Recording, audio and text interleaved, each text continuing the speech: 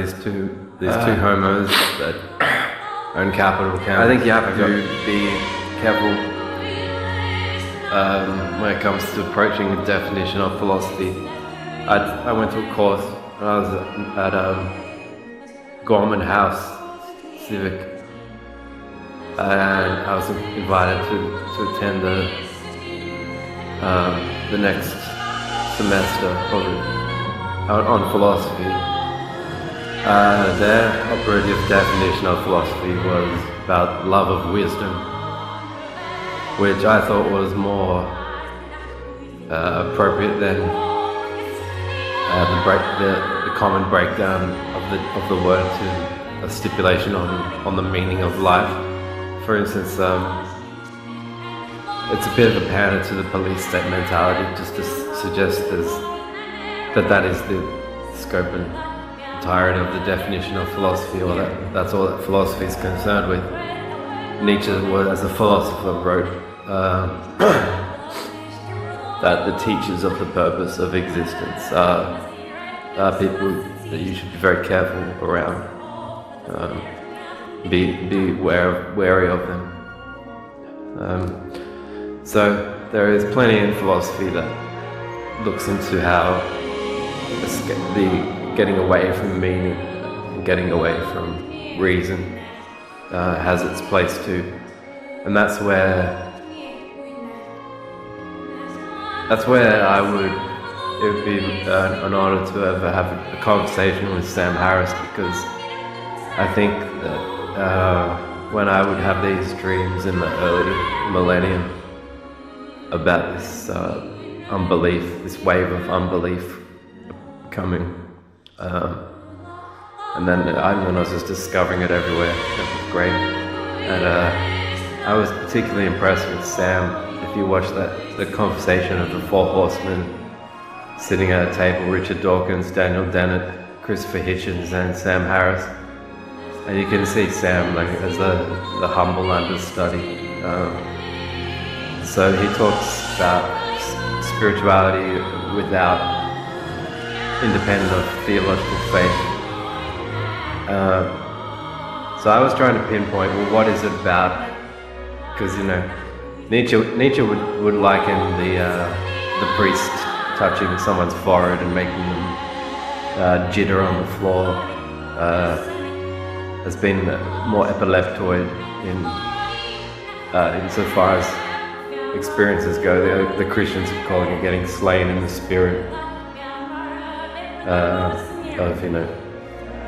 of incest, ransom, kidnap, murder, suicide, biscuits. And while I can understand that it might make you want to pass out, why it would make you want to let a priest touch your forehead, I couldn't work that out. But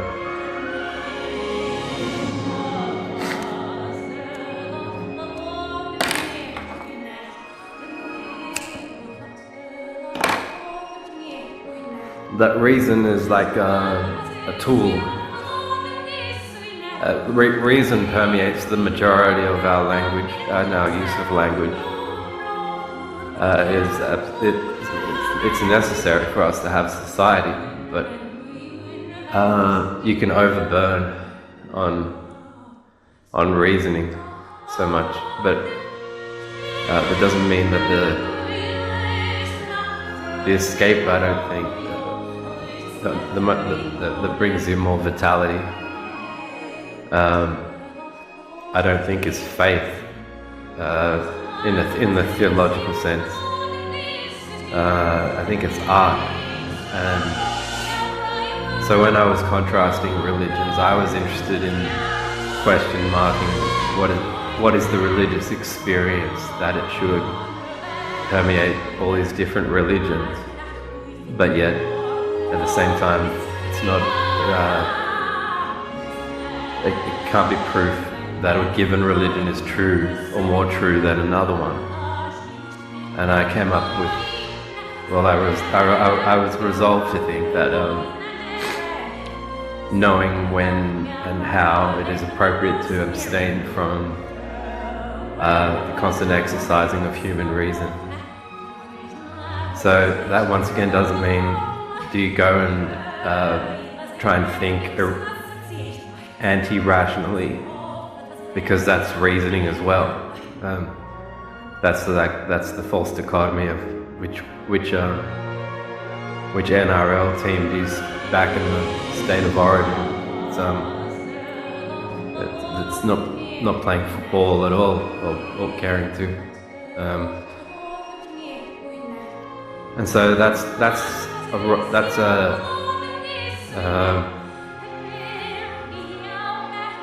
where I think art really is the more honest replacement for the best experiences that religions could offer to you, and that the religious experience in a particular church is like, because people will leave saying, oh, but there was something about it. I couldn't quite put my finger on it, but there was something about it. And after a priest put his fingers on their heads, they couldn't quite put their finger on what it was about the religious experience, quote unquote. And I think, that void is satisfied by artists and art.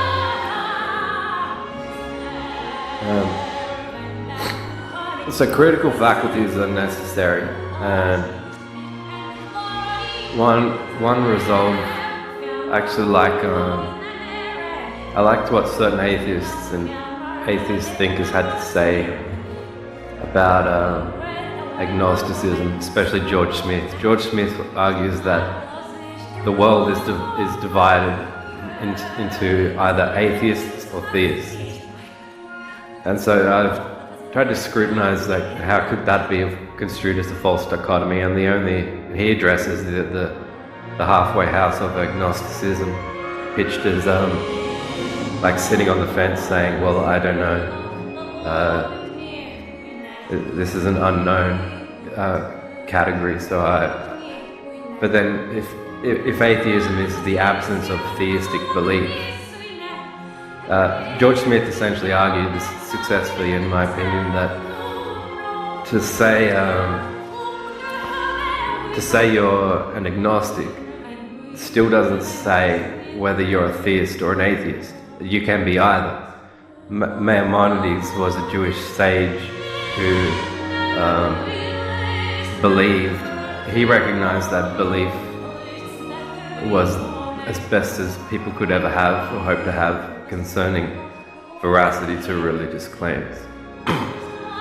So he would say, while I don't know if a God or an afterlife exists,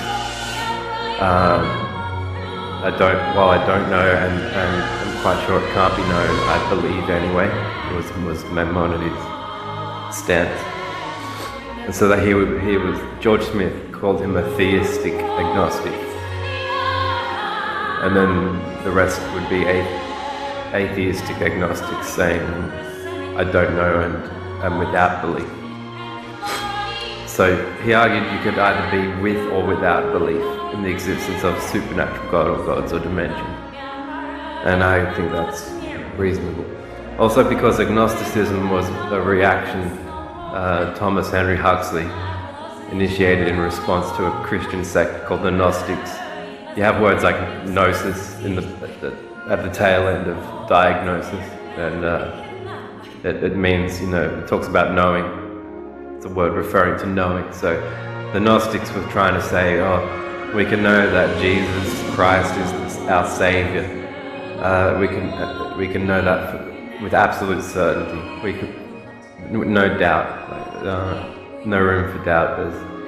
We can know it to an absolute certainty. And Huxley and the coining of the term agnosticism was a reaction to them saying, actually it's the other way. Some ideas are beyond the limits of what we can know. So for a questioning mind to even reach a point of saying, some things are beyond limits of what we can know. There's two controversial that principle. And Capital Chemist. It's controversial in principle because questioning's what got you in all this trouble to begin with. Questioning's why your parents give a fucking shits with you. Questioning's why your boss hates you. Questioning's why they want to put you in a psych ward. But I did decide, and I would argue it's appropriate, while we're here on Earth. It was actually Prince, before Prince sold out, in my opinion, became a Jehovah's Witness. He's more comforting he's the most comforting Jehovah's Witness that I know, because he doesn't knock on my door, and so if anyone could bring peace to the Jehovah's Witness movement and stop them knocking on my door or your door, it's good that Prince sort of took a dive there. But in the 1989 Batman soundtrack, which Prince composed, produced, in terms of not the musical scoring, but the songs on the Batman soundtrack, with Michael Keaton and Jack Nicholson, he sang in the future, a song called The Future. If there's life after, then we'll see. So I can't go like a jerk. Which that has some. It alludes to that idea of morals and the afterlife, which is I don't really invest in, but I am invested in. It's better, I think, to keep your critical faculties at your command while you're here on Earth, and think about who could be after your life here and now, than the way the afterlife is. The guy that spent all of this time sailing and drawing maps of Earth. Heaven and hell come from believing in a three-tiered universe where you had the underground and hell on a flat plane, and then you had us on the surface, and you had heaven above the clouds. So we're going against the concept of a globe. The Flat Earth Society they're a minority that Christians will laugh at, but with what measure are the Christians laughing at them? The Bible talking about the four corners of the earth, and that's the environmental basis for the claim for the existence of heaven and hell. Is based on pre-Copernican maps. So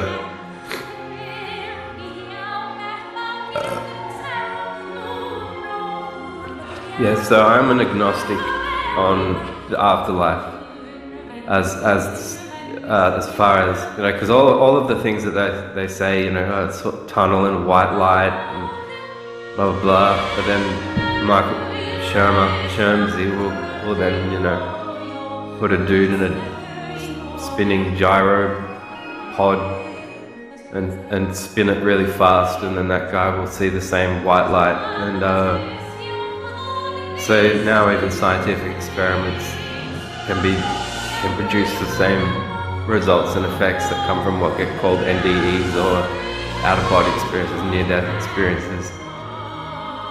And so I think it's peaceful to say, because you're not saying nothing comes after this life. Christians and theologians get like that when you speak fervently against what amount to core components of their theology, but really,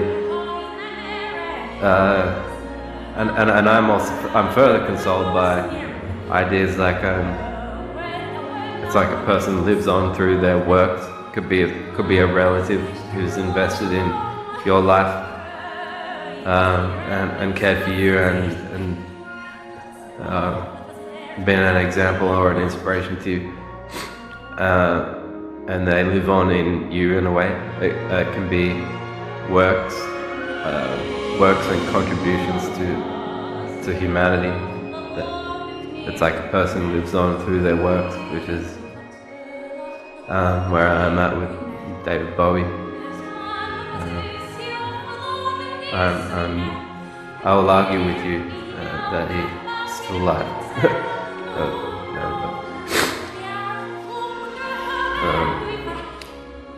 So I argue that the suspension of judgment, we don't know, I don't think we comprehend enough about love of wisdom in this life. But that doesn't mean being a lobbyist against even the concept that there could be another one. I don't assert that there is another one, so I don't have the onus or burden of proof to substantiate an afterlife claim. I argue that I can't know and that you can't know. But in saying that, I'm not trying to say,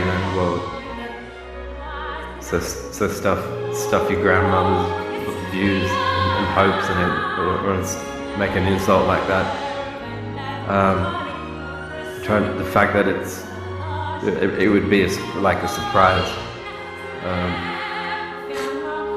I'm against, because I really hate these fuckers that watch series 1, episode 1 of Penn and Teller's bullshit. It's on the topic of talking to the dead, and he looks at John Edwards and hot and cold reading techniques and how these guys think that they can sap money out of the pockets of the grieving. A cold reading is where they zone in from improbable gambles, like I'm sensing a name with an S in it. The Sallys and the Sarahs and the Simons and the Samuels of the crowd all go, and then they zone in through like similar to a verbal interrogation process. They zone into and exploit empathy. I think that these guys do that, but that they'll try and convince the grieving that they can actually talk to and then charge and bill them while they're grieving to their deceased loved ones. You want to take John Edwards' head. You listen to him rationalize himself. Like sometimes misses aren't really misses, then they turn out to be hits later. When he talks about his reading techniques. I like to ask him, does he hit his misses? But yeah, Prince's 1989 stance on the afterlife in the lyrics to the song The Future, which preceded the song Electric Chair, I think was more wise than Jehovah's Witnesses. It means going, because that's what the person tries to do if they themselves have bluffed themselves in a sense, but then you listen to them and they're well-meaning in doing so to an extent, but then they can't wait to move in and further politicize and tell you explicitly what the rules and do's and don'ts are in order for you to attain approval for entrance into the nightclub of heaven. So I don't think that thinking in those terms are wise.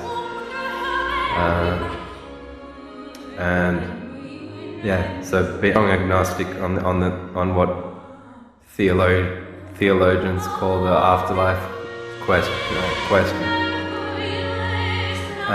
which is perfectly fine, and it's not that I'm morally afraid or anything like that. It's just that I don't want to feel responsible for stirring people's hopes in a particular way I can't deliver. I think, furthermore, it's the mind is a bit more relaxed in detecting oxymoronic ways of thinking too, by standing back and going, well, the afterlife would be these two homos that you think of what capital principles you surrender if you just trust some priest's word on saying, what the afterlife is and will be. And by definition, afterlife, while we're alive, and then it's demonstrated by their subsequent patterns of behavior that they are after your life, because they'll try to recruit you. The content on this channel is a bit unique because of the scope of what a channel is. On the streets and in philosophy, I don't know. I'll ask someone if people talk to me about their various thoughts, and but I don't take to the streets seeking to debate random people, and I'll ask if someone's comfortable to talk philosophy before doing so.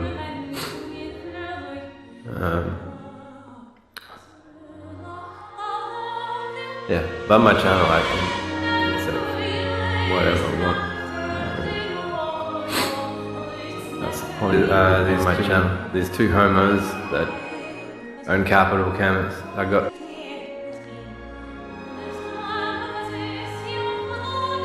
For these two homos that own Capital Chemist, they employed me after I caught a shoplifter who had stolen a fragrance from one of their stores in Tuggeranong, and so the job ends. Bear in mind their definition of a homo. Bear in mind their definition, and then their beliefs in male supernatural beings swinging their dicks around, and so of course the professional relationship between myself and that company ends, and is immediately followed up with me being burgled by Roger Toll's attitude was, as I had acquired dexamphetamine supply, which was needed for personal reasons, and you get pushed in that direction too, because you'll have a dealer who's also talking about how she considers you a real important friend, like if not best friend, and use terms like that, even though you might get a postcard every fucking 5 years from her. Running into one another for drug slinging. There's they learn about your patterns of use, and then they know if you're going through immense loss, you're not even thinking of in the context of recreation. You're thinking,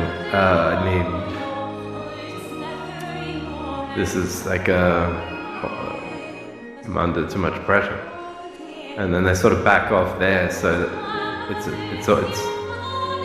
seemingly almost calculated in a way, because you're left going either, well, where's your friendship? But you don't equate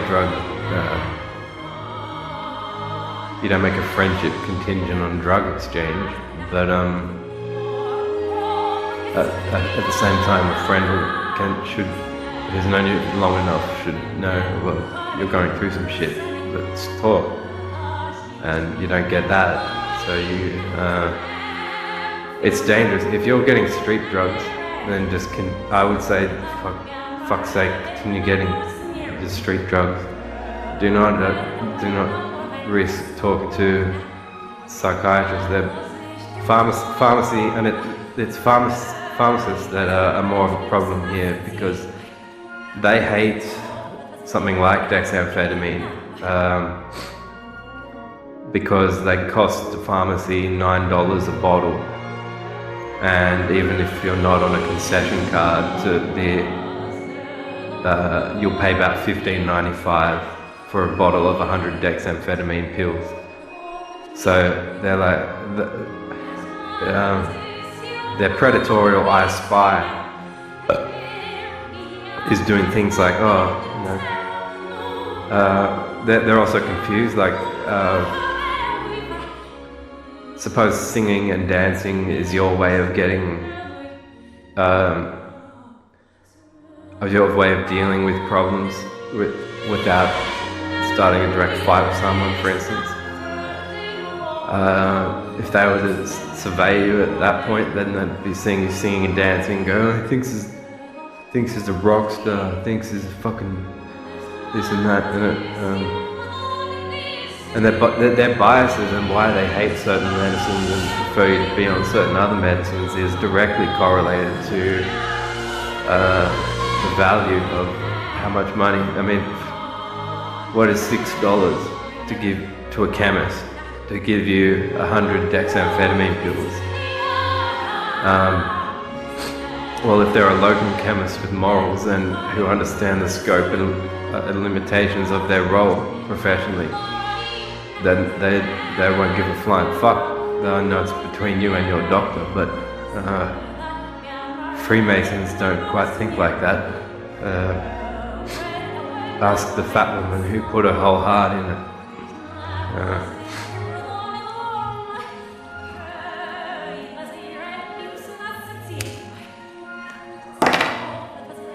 No, they're not the best spies either. I thought the game I Spy as a kid was cool, and we played in cars on long drives. But Christian's starting out with stories of it's a mark of shame to have genitalia.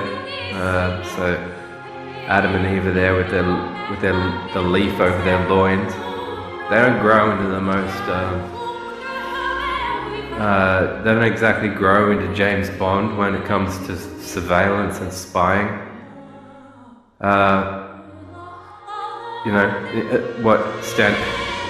Hearing an eye shot through the gap between a bunch of leaves in a bush through into your property or your domicile or your backyard or whatever. That's fucking a thrill to them. Like, look what you did. Look what you did from the start. Covered your own fucking nads with leaves and called them shame, and now the real shame is that you've got to be the shittest spies in fucking these two homeowners history that own Capital Chemist.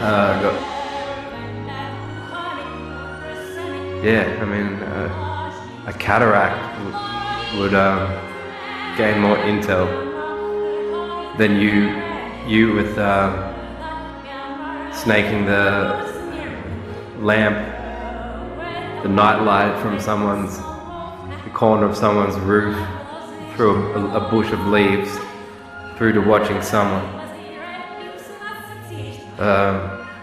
Nice one. The Eden dispatch of onlooking spies. They might as well be dancing on a stripper's pole right in front of you.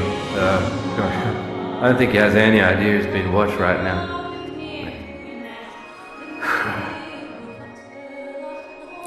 Fucking ball cheese, fucking idiot. But yeah, so Roger's gone, now Luke's not working for it. Oh, he got a dexamphetamine script. He must be a doctor's shopper. Like, whoa. So he had indicted me without inquiry into the issues that were of burden to me and the stresses and worries I had. Took it upon himself, despite me being verbally fired, to contact me at my home in Downer at the time.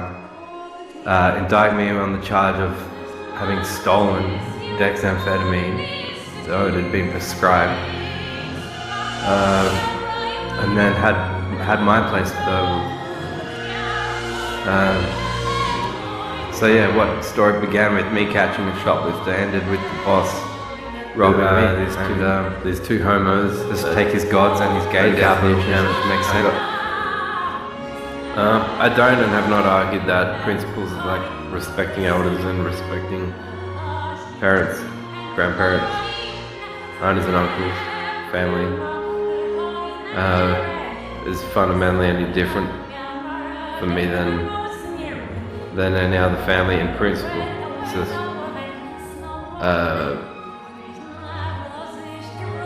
the bulk of material to work through cognitively is overwhelming for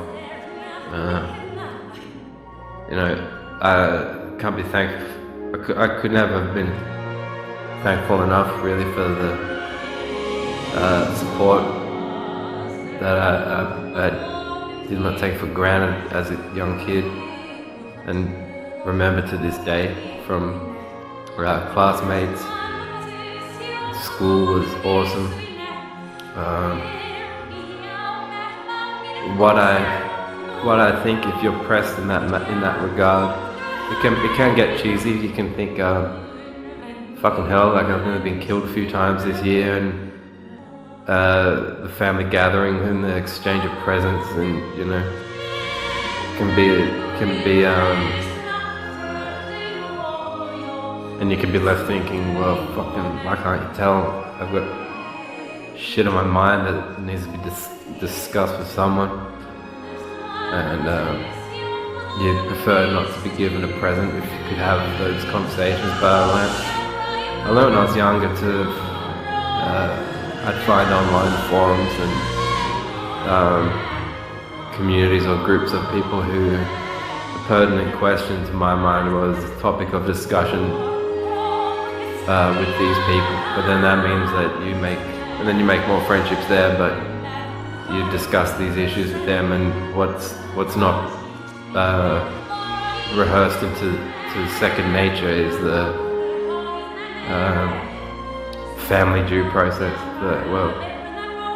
Family's time for a conversation. So a lot of that has still yet to happen. I'm more than a couple of years late for an important meeting. And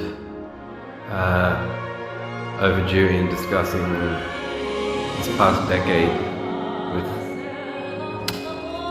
my Sydney relos, but yeah, I don't even have a proper gauge. My grandfather would say, you need to talk, and I consider him visionary in that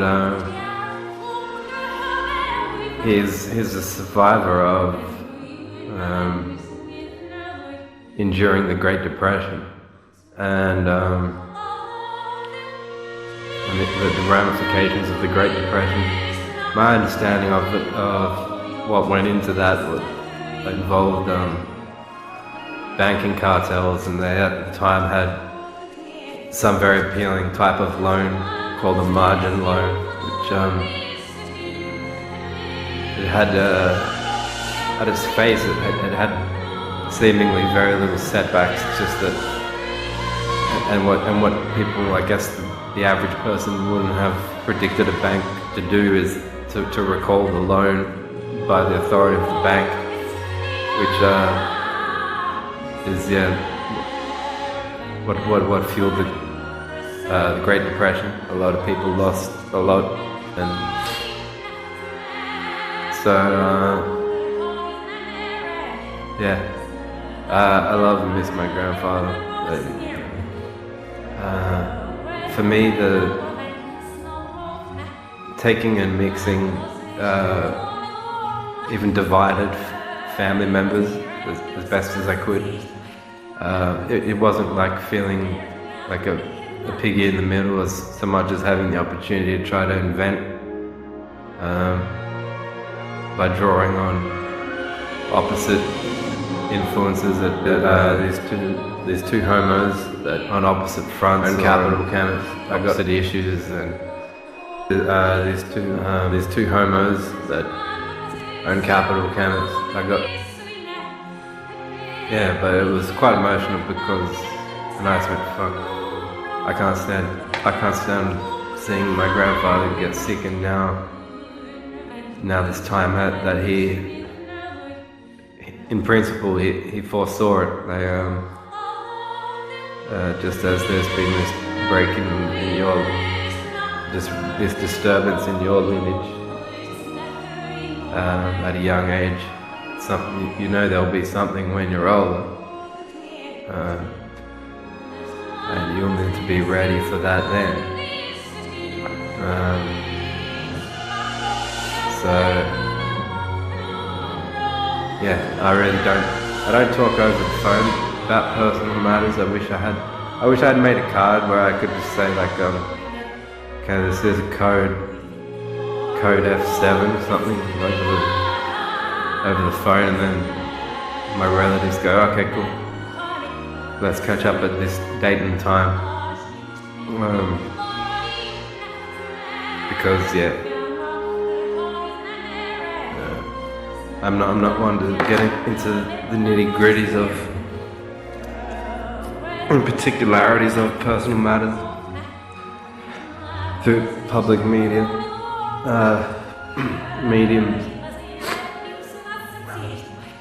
But that was for me a rough experience, because I really just wanted to say, it started fights.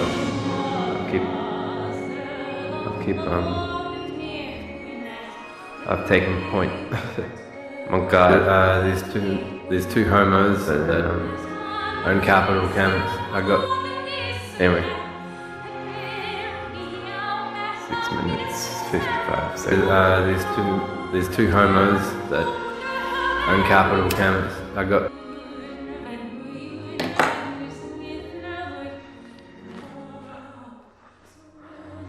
So because the unbeliever agnostic on the matter of, or the question of life after death. I don't ask.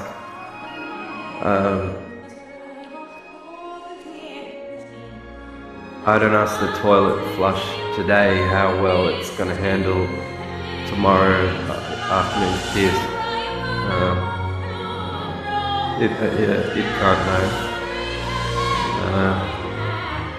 And we can't know. I argue. It's to me that stance feels more honest.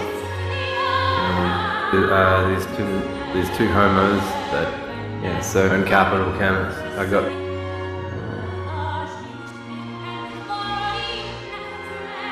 An atheist. There's a popular atheist expression. Ricky Gervais has said it. If you think of the reasons why you reject belief in the existence of the 999 other gods of other religions, then you'll know why I reject belief in yours. And that's a challenge to the idea of being born into, do you merely believe what you believe in a religious sense because you've been born into it, or what?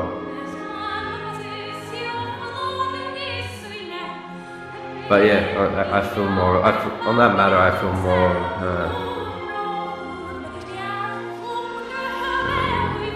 more comfortable than I would as a Christian, thinking about saving people from hell and getting them into heaven.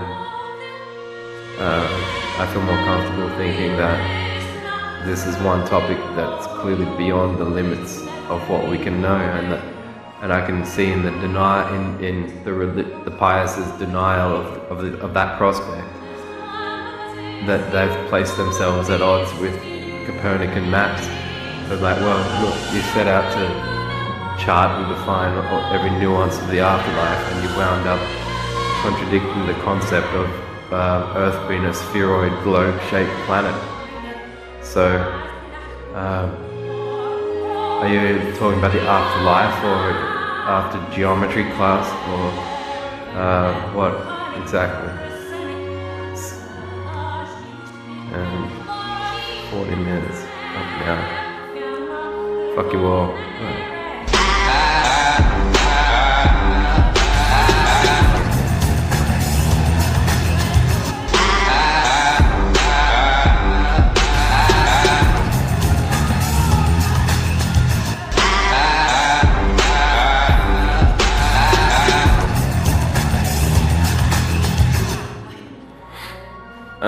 I'd really love to debate a legislator on this LGBT community thing, because what goes on in conversations within this so-called community is that they're on issues on the very forefront of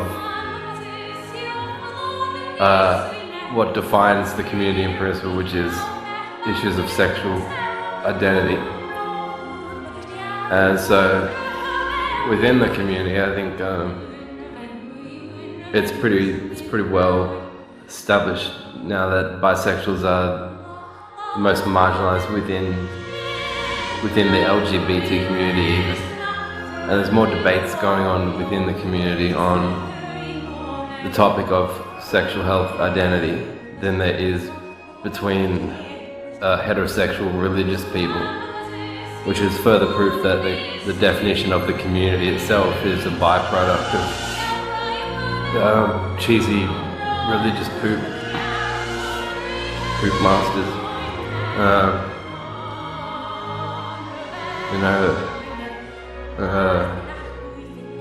Like I said, the transsexual will think the bisexuals in between. The gay will think that the gay man will think the bisexual's an unrealized gay man.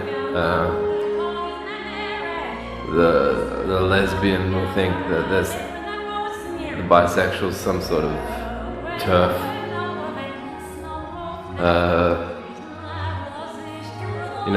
Thunder stealer or something.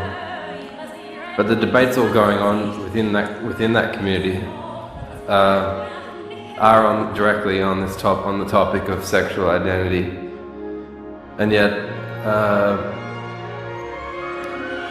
this goes really undiscussed by so whoever the remainder of people are, they're idiots anyway, but they're obviously religious, because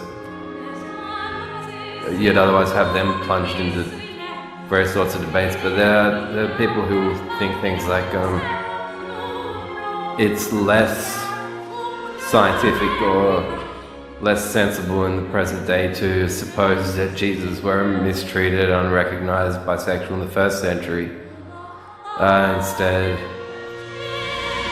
he's a miracle performing martyr or savior with supernatural balls. These two homos that own Capital Chemist. I got, the mythical front. These two homos that own Capital Chemist. While we know that myth isn't true, looking for truisms in myth, like I take the three Gospels, the one attributed to Saint Luke, Saint Matthew, and Saint John as plagiarized forgeries well after the fact.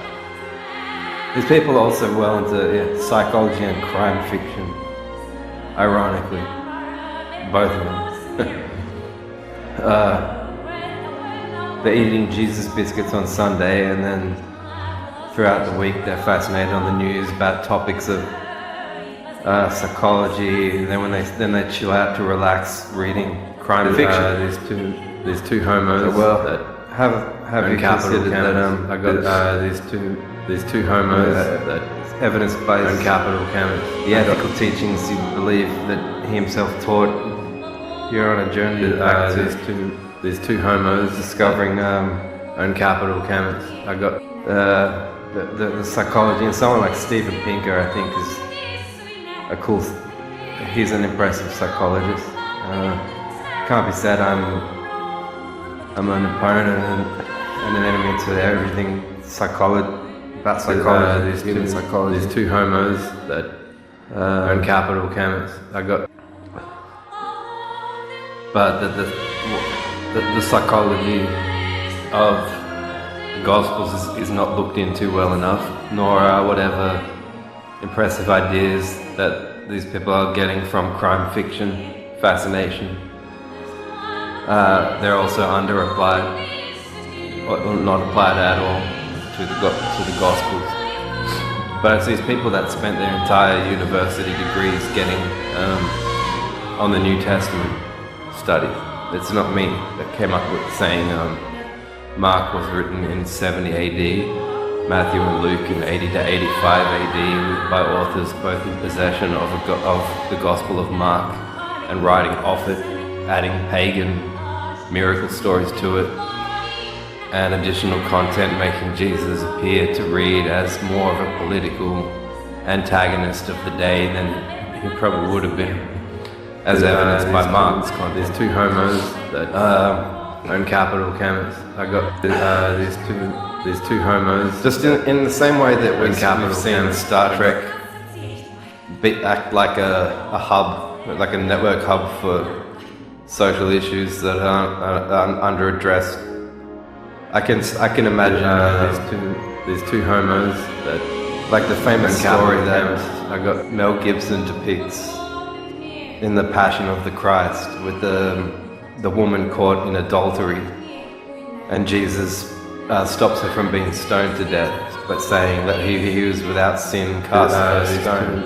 These two homos. That obviously is from a gospel that arguing Jesus couldn't have said anything that he's said to have said, unless it was in the Gospel of Mark beforehand. These two homos.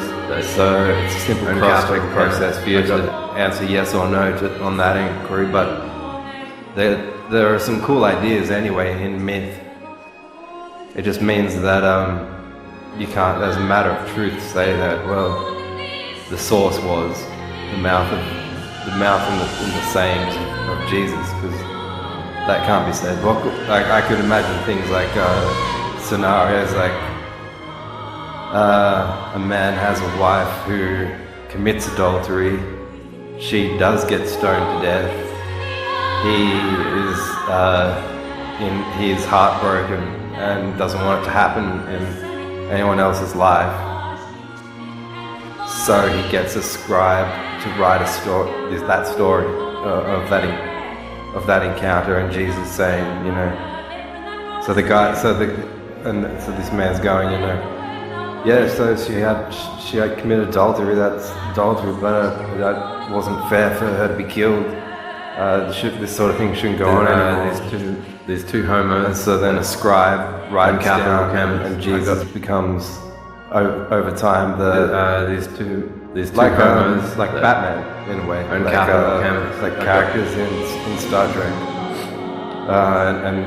and Nichelle Nichols being a symbol for recognizing that black women are as capable that help at operating the bridge of Starship. These two homos that own Capital Chemist. That's the upshot of mythology. It's just that the downshot is you don't get to say things like gospel truth, or this is the absolute truth. Mark's gospel represents an absolute disaster, and this will be the last I'll be saying really on the topic of Jesus, because I think more appropriate than titles like Martyr or Saviour. I think iconoclastic for misrepresented. These two homos, and so while Christians and religious people, I think it's his balls are a matter of supernatural confidentiality, and then that they feel compelled to say that a bisexual is not a natural. These two homos is not a product of Capital Chemist. I got forces created by natural forces. These two homos that and Capital Chemist. I got these two homos that own Capital Chemist. I got so. An iconoclast for misrepresented, and that's the Gospels then become a proof of that, and it demonstrate that process of misrepresentation. And it's so the king and queen always look rosy, and now thankfully even they're sick of these two homos that own Capital Chemist. I got these two homos that own Capital Chemist. I got these two homos that own Capital Chemist. I got these two homos that these two homos that own Capital Chemist. I got